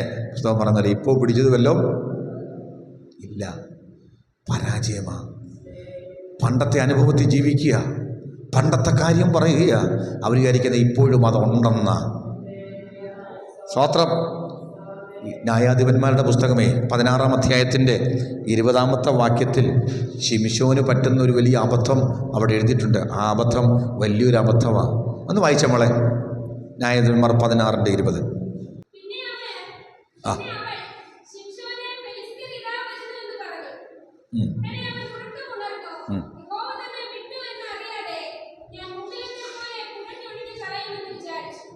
നോക്കിക്കേ, ശിംശോന് ജീവിതത്തിൽ പരാജയം പറ്റി. ആ കഥ നിങ്ങൾക്കറിയാം. ദലീല ശിംശോനെ തകർത്തു അല്ലേ? അവൻ്റെ നാസിർ വ്രതം മുടക്കി. എല്ലാം കഴിഞ്ഞപ്പോൾ ഇതിന് മുമ്പെല്ലാം നടന്ന എന്താണെന്നറിയാമോ? ഫെലിസ്തീൻ വരുമ്പോൾ, ശത്രുക്കൾ വരുമ്പോൾ ഏതെല്ലാം കയറിട്ട് കെട്ടിയാലും ശിംശോൻ എഴുന്നേറ്റ് ആ കയറങ്ങ് പൊട്ടിക്കും. എഴുന്നേൽക്കുമ്പോൾ ഈ അഭിഷേകം വ്യാപരിക്കും, കയറ് പൊട്ടും, ചണനൂല് പോലെ പോകും. പക്ഷേ മുടി അങ്ങ് മുറിച്ചു. ശരിയല്ലേ? സ്തോത്രം. നാസിർ വ്രതം മുടങ്ങി, പരാജയം സംഭവിച്ചു, അഭിഷേകം നഷ്ടമായി. യഹോവ തന്നെ വിട്ടുപോയി. പക്ഷെ പുസ്തകം പറയുന്നത് അവൻ അറിഞ്ഞില്ല. യഹോവ തന്നെ വിട്ടുപോയത് അവൻ അറിഞ്ഞില്ല. അവൻ വിചാരിക്കുന്നത് എന്താണ്? ശിംശോൻ വിചാരിക്കുന്നത് യഹോവ വിട്ടുപോയിട്ടില്ല. പാപം ചെയ്തപ്പോ, അശുദ്ധി വന്നപ്പോ അല്ലേ? തേനൊക്കെ കണ്ടപ്പോൾ എടുത്ത് എന്ത് ചെയ്തു? ഭക്ഷിച്ചു. എവിടുന്നാ എങ്ങനെയാണെന്നൊന്നും എന്ത് ചെയ്തില്ല, തിരക്കിയില്ല. ജഡത്തിൻ്റെ ഇഷ്ടമനുസരിച്ച് ജീവിച്ചു. ഇന്ന് പകൽ തോന്നിയതുപോലെ ജീവിച്ചപ്പം ശിംശോൻ വിചാരിച്ചത് ദൈവം കൂടെ കാണുമെന്ന. സ്തോത്രം. ഇന്ന് പകൽ ഗൗരവമായി ഞാൻ ദൂത് പറയുക. നമ്മുടെ ജീവിതം വളരെ പ്രധാനമാണ്. നമ്മുടെ വാക്കുകൾ പ്രധാനമാണ്. നമ്മുടെ ചിന്തകൾ പ്രധാനമാണ്. എങ്ങനെ സംസാരിച്ചിട്ടും, എങ്ങനെ ചിന്തിച്ചിട്ടും, എങ്ങനെ ജീവിച്ചിട്ടും, എപ്പോഴും ഏതെല്ലാം ചെയ്താലും ദൈവമങ്ങ് കൂടെ കാണുമെന്ന ഗ്യാരണ്ടി പ്രതീക്ഷിച്ച് ജീവിക്കല്ലേ. അത് കഴിഞ്ഞ അനുഭവമാണ്. പണ്ട് നിനക്ക് വിശുദ്ധി ഉണ്ടായിരുന്നപ്പോൾ, വേർപാടുണ്ടായിരുന്നപ്പോൾ, പ്രാർത്ഥനാ ജീവിതം ഉണ്ടായിരുന്നപ്പോൾ, ദൈവം നിൻ്റെ കൂടെ ഉണ്ടായിരുന്നു. സത്യമാ. അന്ന് നീ പ്രാർത്ഥിച്ച തമ്പുരാൻ ഇറങ്ങി വരുമായിരുന്നു. അന്ന് നിൻ്റെ പ്രാർത്ഥന കേട്ട് ദൈവം പ്രവർത്തിക്കുമായിരുന്നു. നിൻ്റെ കണ്ണിനും നീരിന് മുമ്പിൽ ദൈവം പ്രവർത്തിച്ചു. പക്ഷെ പരിശുദ്ധാത്മാവ് ചോദിക്കുക, ഇന്നത്തെ നിന്റെ ആത്മിക ജീവിതം എങ്ങനെ ഇരിക്കുന്നു? നിന്റെ അവസ്ഥ എങ്ങനെയാ? നിന്റെ വാക്കുന്ന എങ്ങനെയാ? നിന്റെ പ്രവർത്തിക്കുന്ന എങ്ങനെയാ? നിന്റെ ചിന്തകളിൽ നിന്ന് എങ്ങനെയാ? നിന്റെ ഇടപാടുകൾ എങ്ങനെയാ? ജീസസ്. ശിംശോന്റെ കൂടെ ദൈവം ഉണ്ടായിരുന്നില്ല. അവൻ മുമ്പിലത്തെ പോലെ എഴുന്നേറ്റു, കൊടഞ്ഞു കളഞ്ഞാൻ നോക്കി, പക്ഷെ നടന്നില്ല. അപ്പോഴവന് മനസ്സിലായത് യഹോവ തന്നോടുകൂടെ. അപ്പം പഴയകാല അനുഭവങ്ങളിൽ എന്ത് ചെയ്യരുത്? ജീവിക്കരുത്. ഇപ്പം നോക്കണം, ഇപ്പം എൻ്റെ ജീവിതം പണ്ട് പ്രാർത്ഥിച്ച പോലെ ഇപ്പോൾ പ്രാർത്ഥിക്കുന്നുണ്ടോ? നോക്കണം. പണ്ട് സമർപ്പണം ഉണ്ടായിരുന്ന പോലെ ഇപ്പോൾ ഉണ്ടോ എന്ന് നോക്കണം. എന്നിട്ട് വേണം ഇപ്പോൾ കൂടെ ഉണ്ടോ എന്നുള്ളത് പരിഗണിക്കാൻ. പണ്ടത്തെ കണ്ണുനീര് ഇപ്പോൾ ഉണ്ടോ എന്നൊന്ന് പരിശോധിച്ചേച്ച് വേണം ഇപ്പോഴും കൂടെ ഉണ്ടെന്ന്. പണ്ട് വാക്ക് സൂക്ഷിക്കുമായിരുന്നല്ലേ? പണ്ട് ആരെക്കുറിച്ചെങ്കിലും എന്തെങ്കിലുമൊക്കെ പറഞ്ഞാൽ അകത്ത് കുറ്റബോധം ഉണ്ടായിരുന്നു, പോയി കരയുമായിരുന്നു. ഇപ്പോൾ എന്നാ പറഞ്ഞിട്ട് ഒരു കരച്ചിലുമില്ല, എന്നാ ചെയ്തിട്ട് ഒരു കുഴപ്പമില്ല. ആള് വിചാരിക്കുക ദൈവം കൂടെ കാണും. ഇല്ല ഇല്ല ഇല്ല. ഇന്ന് പകൽക്കാല മാനസാന്തരത്തോടെ ദൈവം പാകെ കടന്നു വന്ന കർത്താവേ, എനിക്ക് പരാജയം പറ്റിപ്പോയി, എനിക്ക് തെറ്റ് പറ്റിപ്പോയി, എൻ്റെ ജീവിതത്തിൽ പ്രതിസന്ധികൾ വന്നുപോയി, ഞാൻ പാപം ചെയ്തു പോയി എന്ന് പറഞ്ഞ് ഇന്ന് പകൽ എണ്ണി ഏറ്റുപറഞ്ഞ് ഉപേക്ഷിച്ചാൽ ഇന്ന് പകൽ മടങ്ങിപ്പോയ ദൈവ സാന്നിധ്യം തിരികെ വരാനിടയായിത്തീരും. മടങ്ങിപ്പോയ അഭിഷേകം ദൈവം തിരികെ നൽകുവാനിടയായിത്തീരും. അതുകൊണ്ട് ഇന്ന് പകൽക്കാല ഒന്ന് തിരിച്ചറിയണമേ, എനിക്ക് ദൈവ സന്നിധിയിൽ ഒന്ന് മടങ്ങി ചെല്ലണം, എനിക്ക് ദൈവകൃപയോട് ഒന്ന് അടുത്ത് ചെല്ലണം, ദൈവത്തിന്റെ അഭിഷേകത്തിന്റെ അകത്തടുത്തേക്ക് എനിക്കൊന്ന് ചെല്ലണം, എനിക്ക് ദൈവത്തെ എൻ്റെ കൂടെ ഒന്ന് കൂട്ടണം.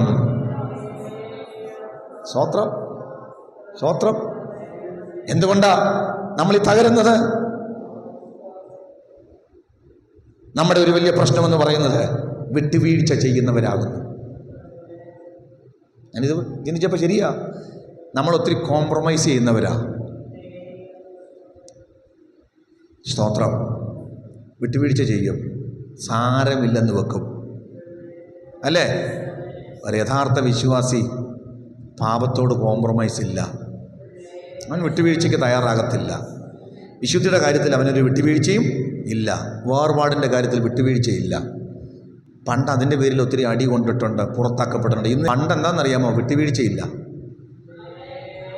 ചില കാര്യങ്ങളിൽ കട്ടാൻ റൈറ്റാ, പോകത്തില്ലെന്ന് പറഞ്ഞാൽ പോകത്തില്ല. നീ ഇനി കയറിയിച്ചാലും വേണ്ടിയല്ല. ആശയം വല്ലതും പിടി കിട്ടുന്നുണ്ടോ? പിടികിട്ടുന്നു. ഇന്ന് നമ്മളങ്ങനല്ല, അവരെ പിണക്കാൻ അയ്യോ അമ്മാച്ചൻ എന്തോ, നാട്ടുകാരെന്നാ ചിന്തിക്കും, സാരമില്ല, ഒന്ന് പോയേക്കാം, ഒന്ന് വന്നേക്കാം, ഒന്ന് നിന്നേക്കാം. വിട്ടുവീഴ്ച ചെയ്യുന്നവർ, കോംപ്രമൈസ് ചെയ്യുന്നവർ, അവർക്ക് ദൂത് പിടികിട്ടുന്നുണ്ട്. നീ കോംപ്രമൈസ് ചെയ്യും, പക്ഷെ ദൈവം കോംപ്രമൈസ് ചെയ്യത്തില്ല. സ്തോത്രം. അവരുടെ നടുവിൽ നിന്ന് പുറപ്പെട്ട് വേർപെട്ടിരിപ്പീൻ, ഞാൻ വിശുദ്ധനാകിയാൽ നിങ്ങളും വിശുദ്ധരായിരിപ്പീൻ എന്നരുളി ചെയ്ത സർവശക്തനായ ദൈവത്തിന്റെ മക്കളാണ് ഞാനും നിങ്ങളുമെങ്കിൽ അവൻ പാപത്തോട് കോംപ്രമൈസ് ചെയ്യരുത്. ഹല്ലേലൂയ. ഗലാത്യ ലേഖനം 6-ാം അധ്യായത്തിന്റെ 7-8 വാക്യങ്ങൾ പറയുന്നത് പോലെ വഞ്ചിക്കപ്പെടാതിരിപ്പീൻ. ദൈവത്തെ പരിഹസിച്ചുകൂടാ. മനുഷ്യൻ വിതയ്ക്കുന്നത് തന്നെ കൊയ്യും. ഇന്ന് പകൽക്കാലം ആത്മീകമായ അധപ്പതനത്തിൻ്റെ ലക്ഷണമായി കോംപ്രമൈസ് ചെയ്യുന്നത്. നമ്മൾ കോംപ്രമൈസ് ചെയ്യരുത് കേട്ടോ. കർത്താവിനോട് പറയണം. ചിലപ്പം ആളുകൾ കെറിച്ചെന്ന് വരും, അല്ലേ? ചില ബന്ധങ്ങൾ മുറിഞ്ഞെന്ന് വരും. പക്ഷേ ഒരഭിഷിക്തൻ, ഒരഭിഷേകം പ്രാപിച്ചവൻ, ദൈവത്തോട് ചേർന്ന് നിൽക്കുന്നവൻ, അവന് ദൈവമാ വലുത്. ശരിയല്ലേ? അവന് ദൈവമാ വലുത്. അവൻ ആത്മീകതയാ പ്രധാനം. അവൻ പാപത്തോട് വിട്ടുവീഴ്ച ചെയ്യത്തില്ല, അല്ലേ? യോസഫ് ഓടിയതുപോലെ ഓടും. പ്രശ്നങ്ങളോട് നോ പറയേണ്ടിടത്ത് നോ പറയും. അല്ലാതെ എല്ലായിടത്തും പോയി എല്ലാത്തിനും ഒത്തുചേർന്ന് നിന്ന് എല്ലായിടത്തും നിൽക്കുന്ന ഒരാളെ ദൈവം കൈവിടും കേട്ടോ. മനസ്സിലാകുന്നവർ സ്തോത്രം ചെയ്താട്ട്. അവൻ ഇന്ന് പകൽക്കാല അവൻ ഒരു വേർപാട് അഭിഷിക്തന്, ഒരു ദൈവ പൈതലിന് ആവശ്യമാണ്. ഞാൻ എൻ്റെ വാക്കുകളെ ഇന്നിവിടെ അവസാനിപ്പിക്കുക. നമുക്ക് ദൈവത്തോട് എടുക്കണ്ടേ? വേണ്ടേ? നമുക്ക് പിന്മാറ്റമുണ്ടോ? ഉണ്ട്.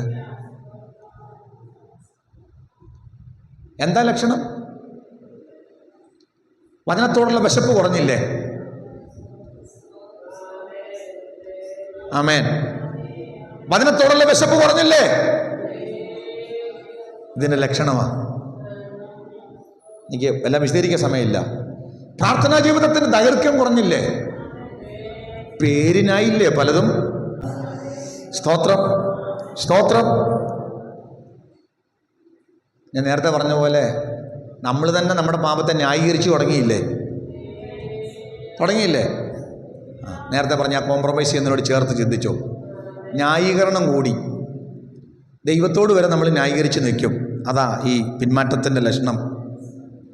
സ്തോത്രം. പാപത്തെ നമ്മൾ മാറ്റി നിർത്തി ചെറുതും വലുതും എന്നൊക്കെ ആക്കി, അല്ലേ? ഇന്നതൊക്കെ കുഴപ്പമില്ല, ഇന്നതൊക്കെ പ്രശ്നമാണ്. ഇന്ന് പകൽ ന്യായീകരിക്കാൻ നിൽക്കല്ലേ ദൈവത്തോട്. സ്തോത്രം. ഇതെല്ലാം ആണെങ്കിലും പിന്മാറ്റത്തിൻ്റെ മറ്റൊരു ലക്ഷണം പറയാം, തകർച്ചയുടെ ഒരു ലക്ഷണമാണ് ഭക്തിയുടെ ഒരു അഭിനയം. നമ്മൾ ആൾക്കാരുടെ മുമ്പിൽ എന്ത് ചെയ്യുന്നുണ്ട്? നമ്മുടെ ആത്മീയ വേഷമണിയുന്നുണ്ട്. ആൾക്കാർ പറയാൻ പാടില്ല, അയ്യോ അമ്മാമ പിന്മാറ്റമല്ല, അച്ചായന് ഒരു ആത്മീയത്തിൽ കുറവുണ്ടെന്ന് ആളുകൾ പറയാൻ പറ്റില്ല. അതുകൊണ്ട് അത് മേക്കപ്പ് ചെയ്യാൻ വേണ്ടി നമ്മളെ കൊണ്ട് ചെയ്യാൻ പറ്റുന്ന എല്ലാം എന്ത് ചെയ്യുന്നുണ്ട്? അതിന് അഭിനയമെന്ന് പറയുന്നത്. പിടികിട്ടുന്നുണ്ടോ? ഇന്ന് പകൽ പരിശുദ്ധാത്മാവ് പറയുക, എല്ലാം കാണുന്നൊരു ദൈവത്തിന് മുമ്പിലാണ്, എല്ലാം അറിയുന്നൊരു ദൈവത്തിന് മുമ്പിലാണ്. ദൈവത്തിന് നിന്നെക്കുറിച്ച് ചില പദ്ധതിയുണ്ട്. ഈ ഉപവാസ പ്രാർത്ഥനയിൽ മുട്ടുമടക്കി പ്രാർത്ഥിക്കുന്ന ദൈവമക്കളോട് പറയുന്നു, നമുക്ക് ദൈവത്തോട് അടുത്തേ പറ്റൂ, നമുക്ക് കർത്താവിൻ്റെ അടുത്ത് ചെന്നേ പറ്റുകയുള്ളൂ. ഈ അനുഭവം പോരാ, ഈ ജീവിതം പോരാ. എല്ലാ കണ്ണുകളും ഒന്ന് അടച്ചാട്ടെ. നാം ഇന്ന് പകൽ പ്രാർത്ഥിക്കാൻ പോകുകയാണ്. എല്ലാവരും ഒന്ന് പ്രാർത്ഥിച്ചാട്ടെ. യെസ്. ചീക്കാലബറ ശംദരധരധര. നമ്മുടെ മുൻഗണനകൾ മാറിയില്ലേ? ആത്മീയതയേക്കാൾ കൂടുതൽ താല്പര്യം ലൗകിക കാര്യങ്ങളിലേക്ക് വന്നില്ലേ? ഇതൊക്കെ പിന്മാറ്റത്തിൻ്റെ ലക്ഷണമായി. ഇന്ന് പകൽ നമുക്കൊന്ന് അടുത്ത് വരണം കേട്ടോ. ദൈവത്തോടൊന്ന് അടുത്ത് വരണം. എല്ലാവരും ഒന്ന് പ്രാർത്ഥിച്ചട്ടെ. കർത്താവേ, യേശോപ്പ, കണ്ണുനീര് കാണുമ്പോൾ മനസ്സലിയുന്ന ദൈവമാ, നീ പ്രവർത്തിച്ചാൽ ആര് തടയും? അങ്ങയുടെ ഒറ്റ പ്രവൃത്തി മതി എൻ്റെ ജീവിതത്തിൽ വലിയ വിടുതലുണ്ടാകാൻ. പക്ഷേ ഇന്ന് ഞാൻ മനസ്സിലാക്കുന്നു, എൻ്റെ പരാജയത്തെക്കുറിച്ച് പരിശുദ്ധാത്മാവ് എന്നോട് ഇടപെട്ടല്ലോ, എൻ്റെ കുറവുകളെക്കുറിച്ച് ആത്മാവ് എന്നോട് ഇടപെട്ടല്ലോ. ഇന്ന് പകൽ അവിടുത്തെ വചനത്തിന് മുമ്പിൽ ഞാൻ എന്നെ തന്നെ സമർപ്പിക്കുകയാണ്. Hallelujah, hallelujah. മിഥ്യാധാരണയിലാണ് ഞാൻ പലപ്പോഴും ജീവിക്കുന്നത്. ദൈവം എൻ്റെ കൂടെ ഉണ്ടാകുമെന്ന് ഞാൻ ചിന്തിക്കുകയാണ്. മതപരമായ ചടങ്ങിലൂടെ ഞാൻ ദൈവത്തോട് അടുക്കാൻ പരിശ്രമിക്കുന്നുണ്ട്. പക്ഷേ എൻ്റെ പൂർണ്ണ ഹൃദയത്തോട് അടുത്ത് വരുവാൻ എനിക്ക് പറ്റുന്നില്ല. കർത്താവേ, ഇന്ന് പകൽക്കാലം എന്നെ തന്നെ സമർപ്പിക്കുകയാണ്. ഞാൻ അടുത്ത് വരികയാ. എന്നെ ഒന്ന് നിന്റെ കൃപയിലേക്ക് ഒന്ന് അടുത്ത് വരുത്തണമേ. എന്നെ ഒന്ന് പണിയണമേ. എന്നെ ഒന്ന് അനുഗ്രഹിക്കണമേ. യോവേൽ പറഞ്ഞതുപോലെ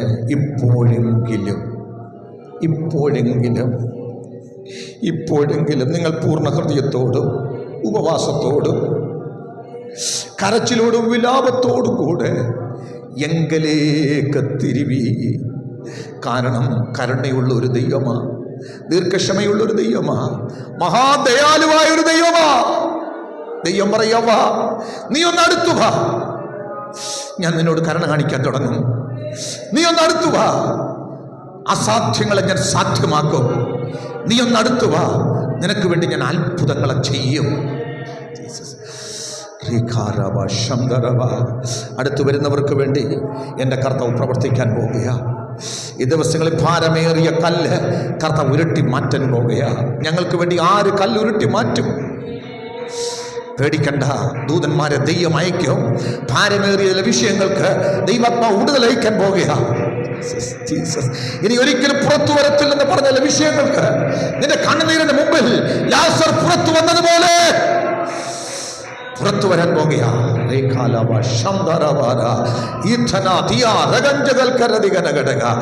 ഞങ്ങൾ ആത്മാവിൽ പ്രാർത്ഥിച്ചടുത്തു വരിക. Glory to Jesus, glory to Jesus. ഞങ്ങളിന്ന് തിരിച്ചറിയുന്നു, ഞങ്ങൾക്ക് അടുത്ത് വരണം. ഞങ്ങൾ പുറകിലാണ്, ഞങ്ങൾ പിന്മാറ്റത്തിലാണ്, ഞങ്ങൾക്ക് ഒത്തിരി കുറവുണ്ട്.